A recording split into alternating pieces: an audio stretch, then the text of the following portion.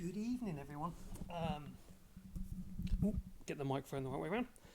So, what is this? Well, it's me with drink telling stories.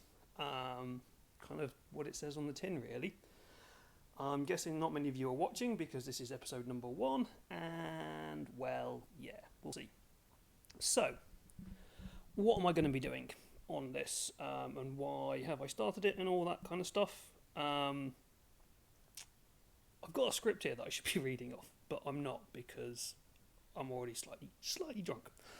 And this is pretty much the way that things are going to go here. I am going to be drinking a little bit, not too much, and not all the time, because I do value my kidneys, and reading some stories.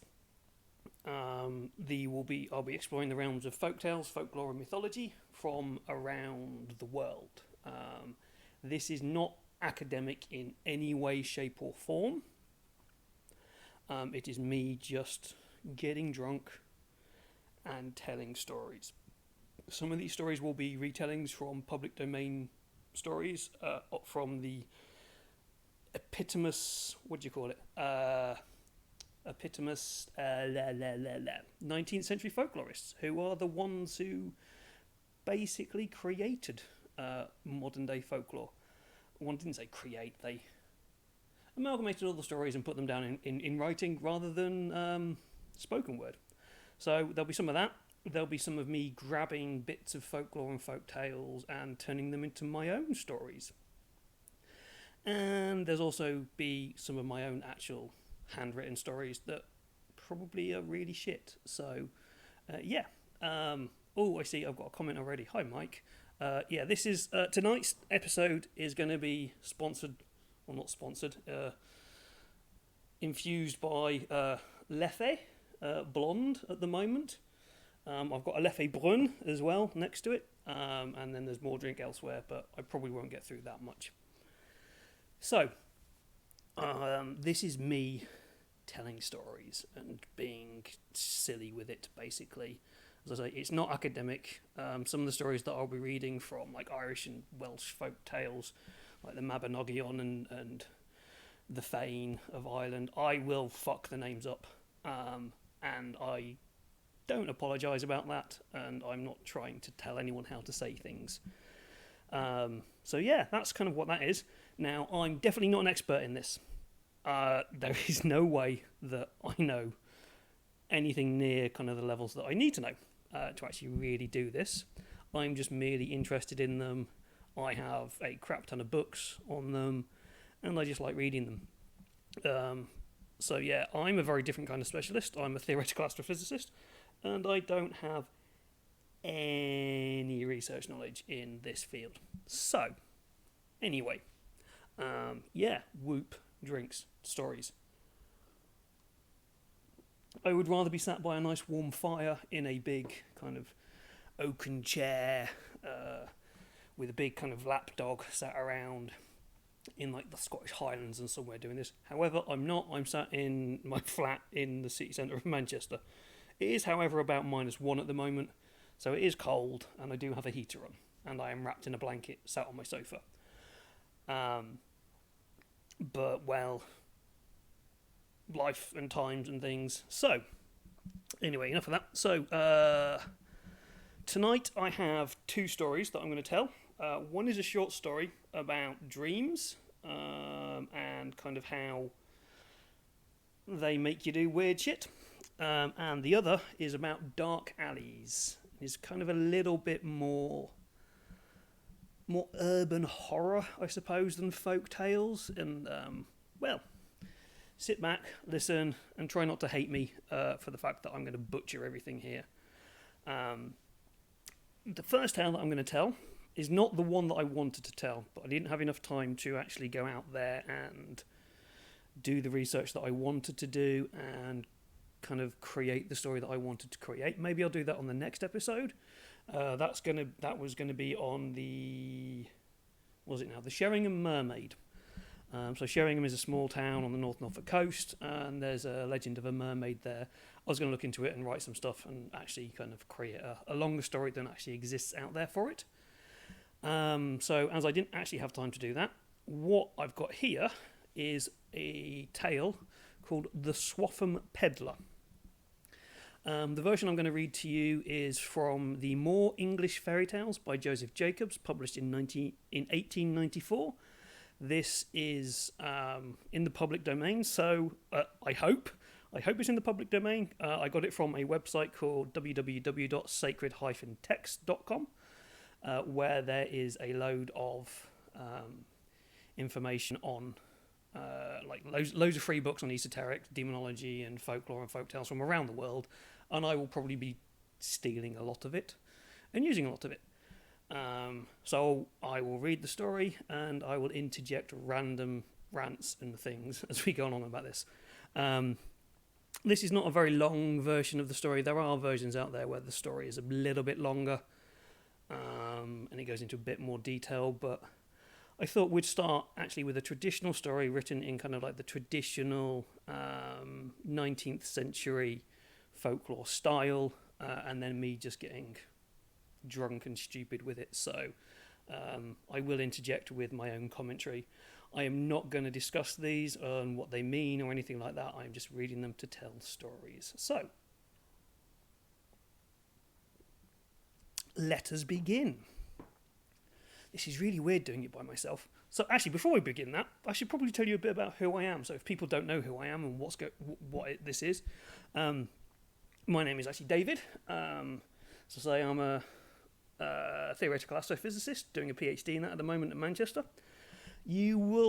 Some of you may recognise me, but I very much doubt it, from the Darker Days radio podcast, where me and some other friends of mine, we talk about RPGs based in the world of darkness and like horror RPGs and stuff. I work in the Dark Hammer side quite a lot, doing some stuff on the Warhammer RPGs and how you can make them horror and things. And I will be promoting them as I go through these episodes and stuff, because this is kind of like a side project for that. And I would really recommend going and checking them out. We do some awesome stuff. Mike and Chris and Crystal and Chig, James and everybody, Pete as well. We have a lot of fun doing spoopy stuff. And there may be spoopy stuff in this. In fact, my second story is spoopy. And some of you from the Darker Days radio crew might recognise this story. I have stolen it from my own work from one of those, and I'll get into that when I get there. Anyway, I'm sidetracking, which is what this entire podcast is going to be about. I am going to go sidetracking quite very regularly. So, right, on with the story of the Swaffham Pedler. Right, in the old days, let's start. In the old days, when London Bridge was lined with shops from one end to the other, and salmon swam under the arches. This is before the time that some yank brought it and moved over to America into the butt middle of nowhere. Thank you, America. Yay. There lived at Swaffham in Norfolk a poor pedlar. He'd much ado to make his living, trudging about with his pack at his back and his dog at his heels. And at the close of the day's labour, was but too glad to sit down and sleep. As I say, this is the traditional version of it, so the language is a little bit weird, and I will trip up, was glad to sit down and sleep. Now, it fell out that one night he dreamed a dream. He fell out? What? He fell out of bed? Okay, fine enough, whatever. And therein he saw the great bridge of London town. And it sounded in his ears that if he went there, he should hear joyful news. London Bridge, the Great Bridge of London Town, London Bridge, there was a big thing. It was covered in shops and shit. So, he made little count of the dream, but on the following night it came back to him, and again on the third. I say I wasn't going to make any comments about folklore and things, but what you'll notice in a lot of folk tales and folklore, especially in the British Isles, is this rule of three.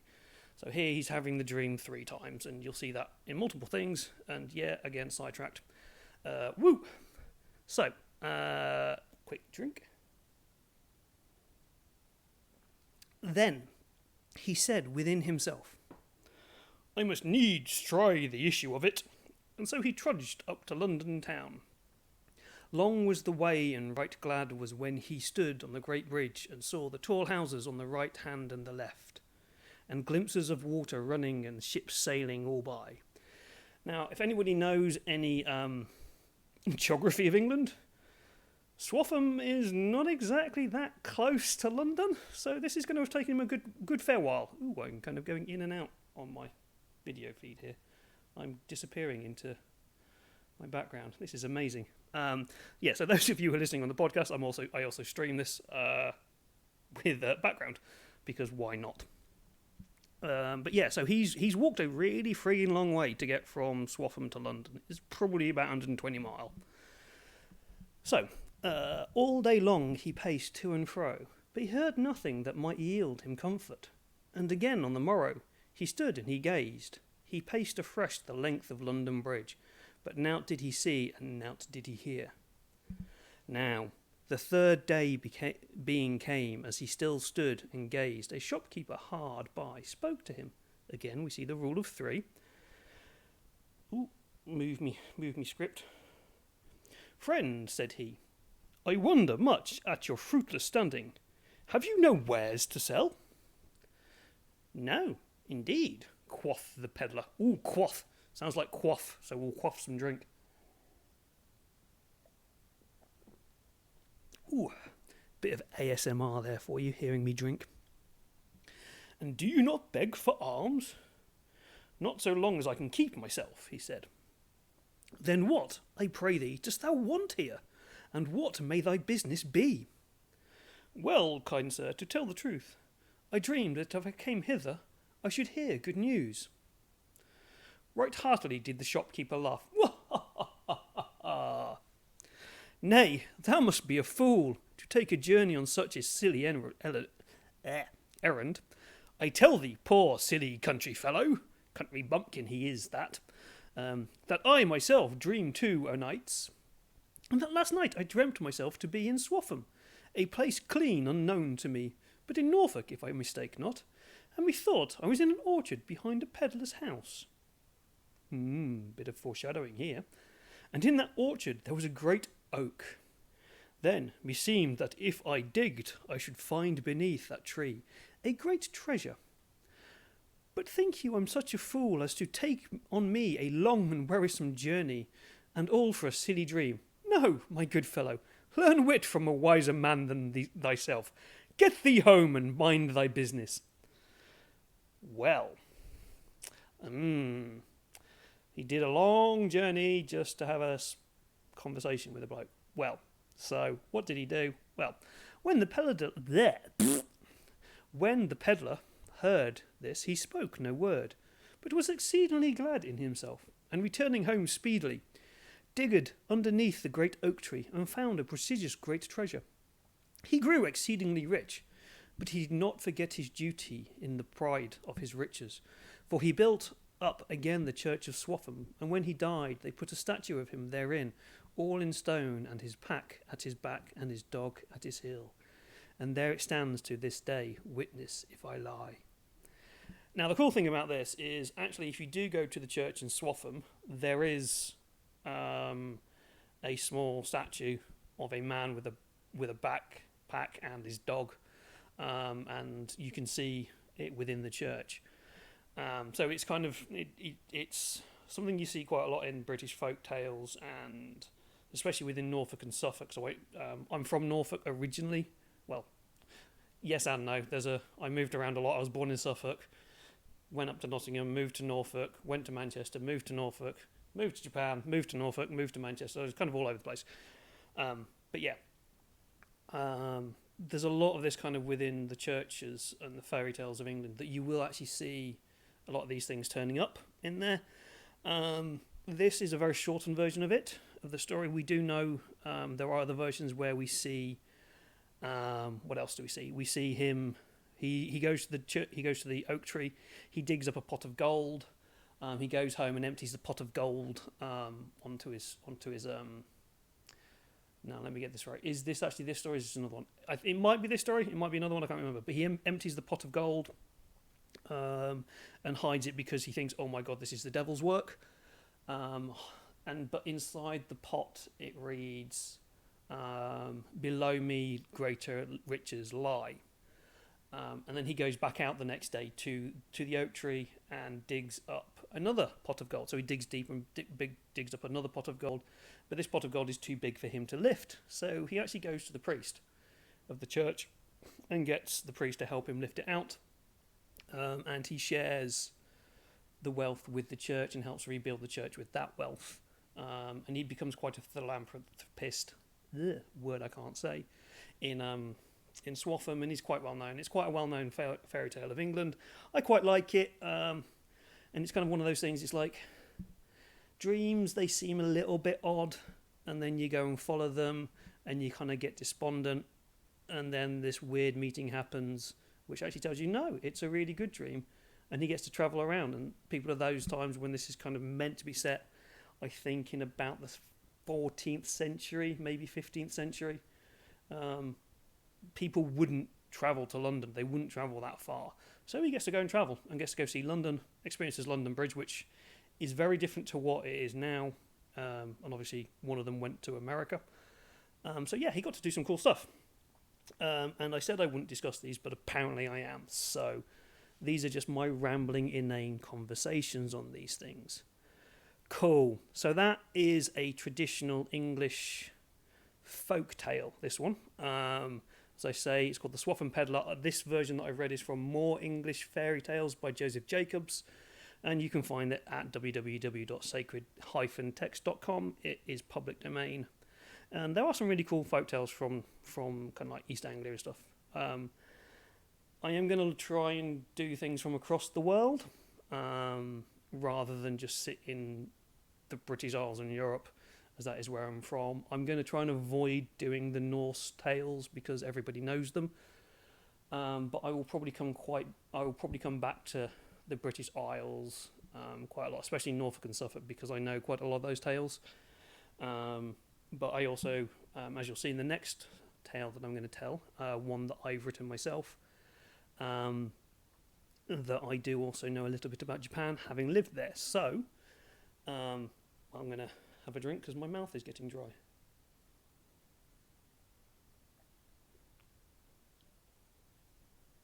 This is a really small glass, considering the size of the bottle. So, tale number 2 for this first episode. I can't remember what it's called in the original, in the publication that it's in, but I've called it Dark Alleys. Urban Horror in the Land of the Rising Sun. This is something that I wrote. It can be found in The Secret Frequency Files, the second transmission, which is a collection of story hooks and ideas for RPGs based in the Chronicles of Darkness universe.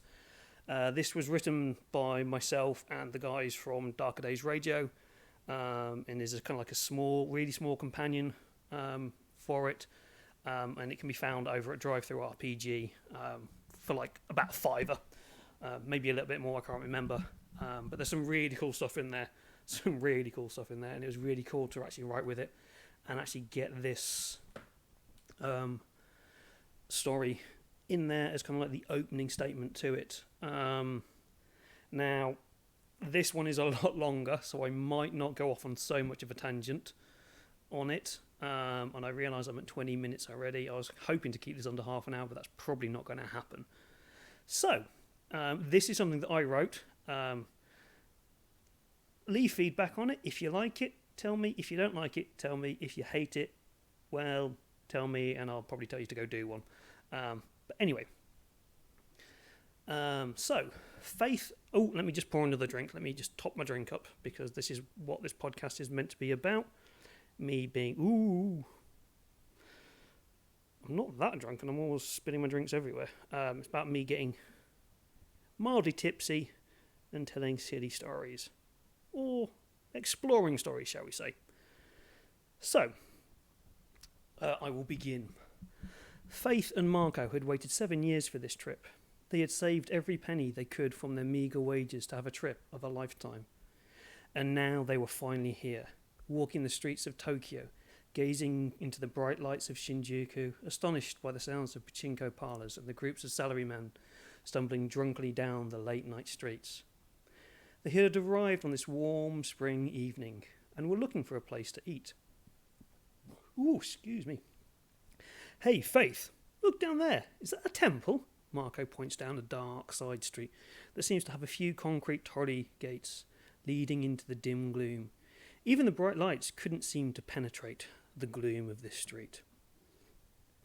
I don't know, could be. Faith wasn't really paying much attention.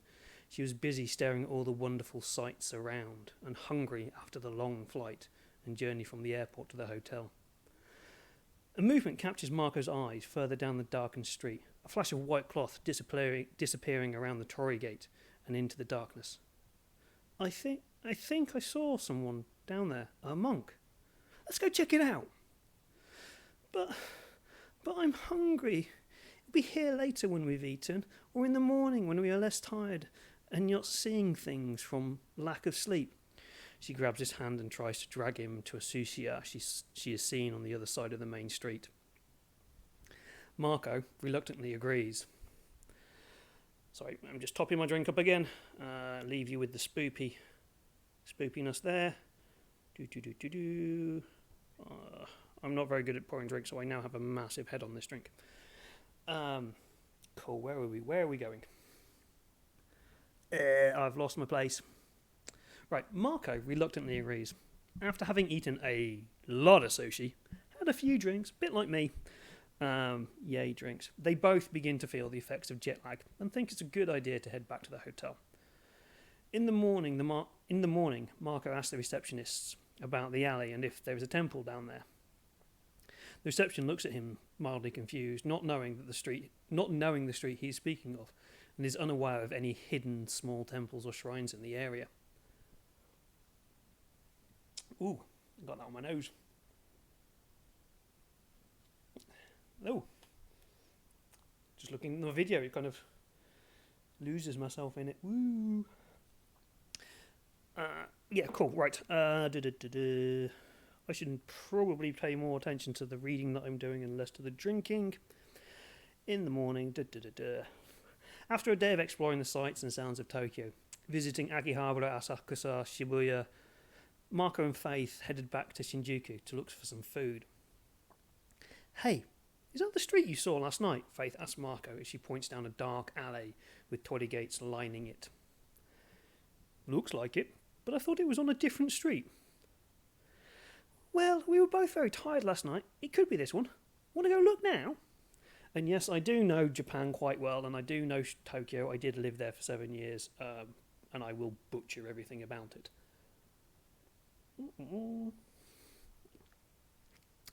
Sure, we've got loads of time, and this place doesn't seem to stop. 24/7. Marco took Faith's hand and led her down the alley. A few metres down, and the air A few metres down the path, and the air cooled. I don't know what I've written here. This makes no sense. A few metres down the path, and the air cooled. Okay, this is obviously the unedited version, I hope, that is not in Secret Frequency files. Yeah. Marco didn't give it too much thought, as he assumed it was just the effect of the shadows of the tall buildings surrounding buildings keeping it cool. They think nothing of it. This is an appalling sentence. How did I actually write this? I apologise for my lack of ability at writing and making any sense whatsoever. So, let's carry on. What's that? Faith points at what appears to be a white floating object hanging near one of the torii further down the alley. It must be one of those folded paper things that you see in the temples around here. Maybe, but I think it's the wrong shape. They moved further down the alley, and they see the entrance to a small shrine where the white object, Now floating in Yeah, this must be the unedited version. I do apologise about this. This is god awful. I've missed out so many things. They moved further down the alley and see the entrance to a small shrine, where the white object is now floating inside the shrine. They look at each other, a little worried by what they are seeing. Flanking the shrine entrance were two large orny statues, faded with age but still with a menacing look about them. I don't like this. Something it doesn't feel right about being here. Like we're trespassing or something, Faith muttered to Marco. Her words were dampened with an echo, hushed tones lost to still air. It's fine, it's just an old shrine, nothing to be scared of. Marco headed into the shrine and disappeared from view. Marco, where did you go? Faith calls in panic as she loses sight of him. His head pops out of the shrine. It's okay, come in. This is amazing in here. It's like a TARDIS. It feels much bigger. You got to come in and see this. Faith sighs and heads in. He was right, though. The place felt too big for the small alley that it was in. Gold statues of Buddha and dragons filled the back wall. Scenic paintings of the Japanese landscape covered the walls, and a large painting of an Oni was depicted on the ceiling. The shrine was immaculate on the inside, as if it had just been built and painted, a stark contrast to the outside, which seemed dilapidated and run down with peeling paint. From behind they heard a sudden loud thud, as if something large had been dropped to the floor. Turning around, they saw nothing in the room, and nothing through the door either, other than the dark black alley. As they turned around and glanced around and they looked back to the entrance was now entirely black, as if no light existed outside of the room that they were in. A slow rumble could be felt through their feet, and a heavy, warm wind was beginning to flow around the room. What's going on? Where did that light go? Marco asked, moving cautiously towards the entrance. I don't know. I don't like it. Be careful, Marco. Marco reaches the entrance and carefully puts his hand through. Pulls it back. His hand disappears into the blackness, but comes back fine. As he turns to tell Faith that it seems fine, he trips and falls. He screams and Faith rushes to try and grab him. She manages to catch his hand, but isn't strong enough to stop the fall, and falls with him into the inky blackness. They land hard, expecting to hit concrete. However, it's not concrete, but what appears to be a small wooded grove. The tawny gates leading away from them into the woods seem the same as those in the alley. A slow rumbling laugh comes from behind. As they stand and turn around, they see two large Oni that had been standing guard, vibrantly coloured and rippling muscles as if freshly painted. The rumbling laugh seems to be coming from them. Suddenly, one of them moves, picking up his cannibal iron club and swinging it onto his soldiers as he laughs. Okyakusamo, ohayo, nande koko ni imasu ka? He grins, baring fangs the size of a man's fist. Faith screams. So yeah, that is a story that I wrote and apparently did not edit, and is included in the secret frequency files, and is kind of start of a story hook that you could use in like your games of Chronicles of Darkness and stuff, but is also plays upon the idea of traditional Japanese mythology and Shintoism, the ideas of Onis being the guardians of temples. So Onis are the Japanese ogres, the big blue and red, sometimes green things that you'll see in the torii gates, the big kind of traditional gates that you see outside temples and all around Japan. Kind of plays on the idea of that and the idea of the city kind of overtaking these small sacred groves, but these small sacred groves then having this access to this other world that is protected by these beings themselves. But yeah, so that is me trying to read my own story and reading a really short little story about dreams and peddlers and the London Bridge. This was a kind of tester as to whether this kind of worked, as to whether people find it interesting or not. I'm not always going to include my own stuff in this. It's just, as I say, I didn't exactly have enough time to prep, should I say. I had to set up all sorts of different social media things to get this working, and spent a lot of time actually doing techie stuff rather than planning stuff. But yeah, so there you go. I hope I didn't bore you, and I hope that you didn't hate it that much. If you did enjoy it, then do please let me know. I'm on Twitter at TheDrunkenStore1, so that's STOR1. I'm on Insta as Dr_Hageldaz, and my geeky stuff is at Hageldaz on Instagram. Hageldaz is HAEGLDAGZ.